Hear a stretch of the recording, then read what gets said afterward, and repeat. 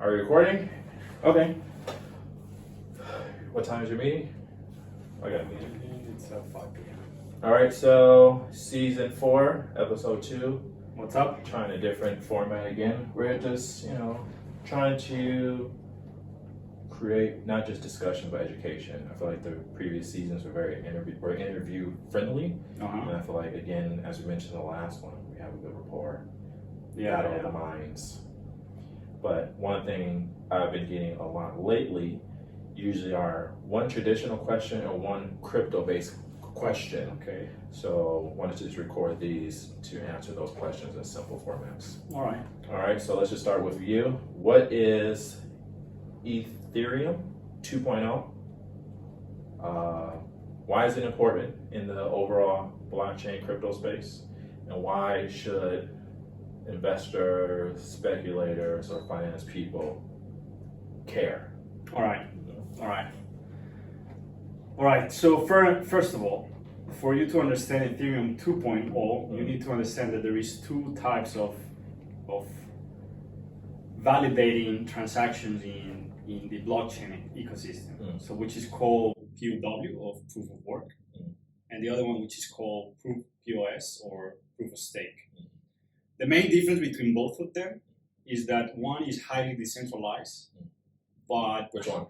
proof of work, but highly energy consumption, right? So it requires a lot of energy to approve transactions or to validate transactions in the blockchain.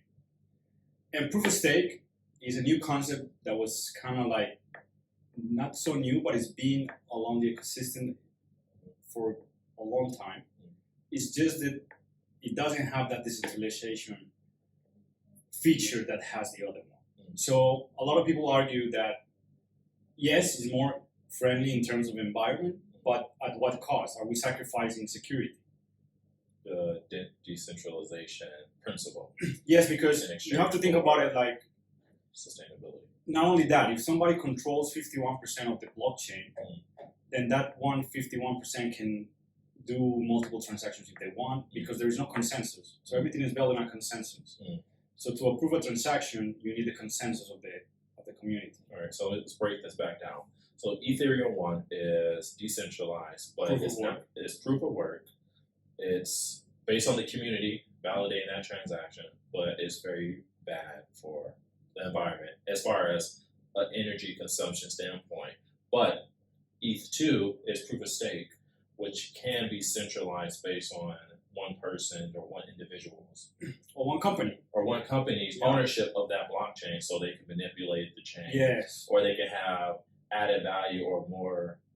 They can control basically. If, for example, if you have 51% control, what is stopping that company or person to put fees at, I don't know, $200 per transaction? Because they own the majority of it, they have higher proxy, or they have more voter control. Yes. Because they own more of ETH 2.0. Yes. So they can sway them in their favor as far as fees, number of transactions, stuff like that. Because they can change the rules. They can change the rule because they have an ownership stake. Correct.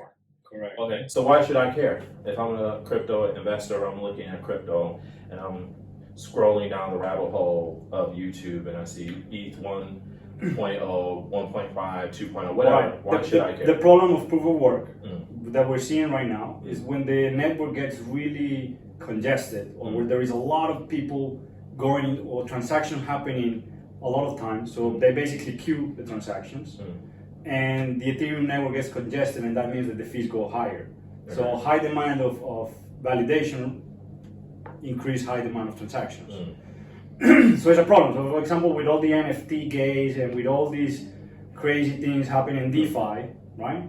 So you're paying fees of $300, $200, $400 Just because you're in the queue. Yes. And it's not enough people validating. So it's like it's like a traffic lane, right? Yeah. So in order for you to get your transaction approved, you need to pay higher fees, and that's independent if the transaction is $10 or $50 or $100 or $100 million.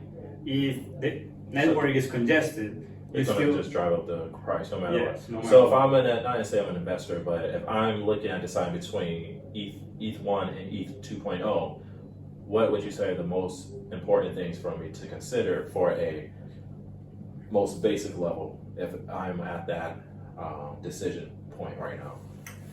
I think regardless if you're investing in Ethereum 1, you will probably merge to Ethereum 2 if you don't. This affects more the miners, to be honest, not so much the individuals. The individuals will be affected in the terms that, I mean, there will be benefit because the fees will be cheaper, that's for sure. Transactions will be faster and benefit overall. However, if you think about security of the network, then you might consider, okay, it's not that secure because somebody can control the entire network. So it's based on the preference of the actual investor as far as how likely do they feel they'll be affected by a company or individual manipulating or charging higher fees on 2.0. It's a complex topic, to be honest. Or your ETH1, you might say, this is cheaper, but my energy bill is still through the roof. So you're paying no matter what. But the energy is more about the miners, right? So one of the reasons why the network gets congested is because there's not enough miners. So basically we need more miners to become it cheaper and less traffic congested. Spread out the work. Yes. However, it's not easy to scale proof of work. It's not easy. It took Bitcoin 10 years. By the way, Bitcoin is a proof of work concept. So that's why it works. That's why it's so secure. But it took 10 years to get the infrastructure. Yes, running to the level that we are right now, right? And actually, the problem that we saw in China last year, this year, about they cracking down on the miners. Yes, the miners. It took a dip on the price and the hash rate as well. Because of people, less miners, less opportunities to prove work. Yes, which increases the queue. Increases the queue, so the price of it just went down because of that. I'm interested in passive income. What do you think of stock? What do you think of stocks that pay dividends or dividend-paying stocks? So I wanted to just answer what are dividend-paying stocks, why they're important, and a few things people should know. So a dividend-paying stock is usually from a more mature company. It's usually oil and gas, raw materials, banking, pharmaceutical companies, healthcare, companies that are no longer growing at a fast rate compared to like a technology company, social media platform, things like that. Also include utility, but also telecom. So you might think of like AT&T, or you might think of Goldman Sachs, or you might be thinking BP. So these more mature companies, and what a dividend is actually just a kickback, or I want to say kickback, that's a poor choice of words. It's like a thank you for supporting us for this long.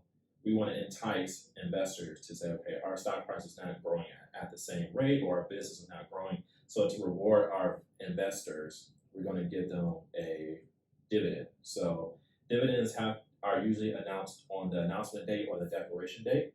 This can usually happen the same day as earnings, quarterly calls, maybe major management exchanges, but also that has to be approved by the shareholders. And then they'll have the ex dividend date. So they're basically saying that up to this date, or the cutoff date, if you own the stock prior to this date, you qualify for the dividend. So let's say today is September 13th, and they said our ex dividend date is going to be September 12th.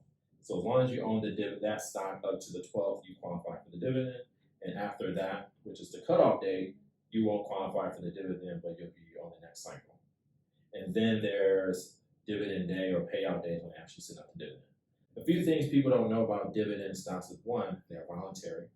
They are not guaranteed. They have to be approved by the shareholders, but also it can be one percentage. So let's say, for example, ABC Oil Company says we're going to pay $1 for each $100 share. And they'll say we're going to split that over a quarterly basis. So they'll take that $1 and they'll pay 25 cents every 3 months. So that it'll be 1% of that full share. But again, when you're thinking about dividends, stocks is not a huge amount of money. So for those dividends to really replace your income or supplement your retirement, you really have to think of scale as how many shares, how much equity I need to have vested for these not guarantee dividends to actually pay into my retirement account or pay for my income, pay for my bills, or etc. So those are things I think people really should know when it comes to dividend stocks. Let me ask you a question about that one. Is dividends considered a taxable event? Yes. So dividends, so from a U.S. perspective, dividends have two tax rates, 0 or 15%. If you make, there's no tax on a dividend income if you make between 0 and 40,000 USD earned income. Everything above the 40,000, that dividend is paid taxed at 15%. All right, so those who don't know, most countries will consider dividends as a tax event. So not only US, but most countries in the world will have some regulation in terms of taxes, especially for dividends. So that's also something that you should consider when you're either opening an investment platform or opening a retirement plan, using a life company and things like that. So yeah. Well, I think it's important because when people look at these things online, they might think, oh, I'm going to own 4 shares of PNC Bank or 20 shares of BP, not knowing how the dividends work. But also, dividends can be anywhere from a fixed amount, so it could be like 50 cents per share, or it could be anywhere on, I'll say on the high end, maybe 3%, 4%, 5% on the actual share. And it's not guaranteed. Most companies don't pay dividends because they feel there's still opportunity to grow. So instead of paying dividends to shareholders, they'll just take most of that money, net profits, and reinvest it into the growth. So do you usually suggest a dividend stock or a dividend ETF in a portfolio or not? I think it depends on you as an investor, but also making sure that you sit with a professional who looks at your situation. Because if you are a growth investor or if you have 50 years until you retire versus you're 67 taking out Social Security, the value of that dividend is way different, especially in this low bond yield environment that we're in now. So it really depends on where you are in your actual journey. Because what if you're gung-ho on dividends and 1 year this bank company says we're not paying this year, and now you just have the rug pulled from under you, and now what's going to happen? So I think that's a good thing. But I think that's something people should really consider when they're looking at dividend stocks. All right, so that's today's quick clip of, I don't know what we're going to name this, maybe like crypto versus traditional, or like, I don't know, new versus, I don't know. But yeah, I'm Deshawn, this is Sebastian, China Expat Investor. Cheers.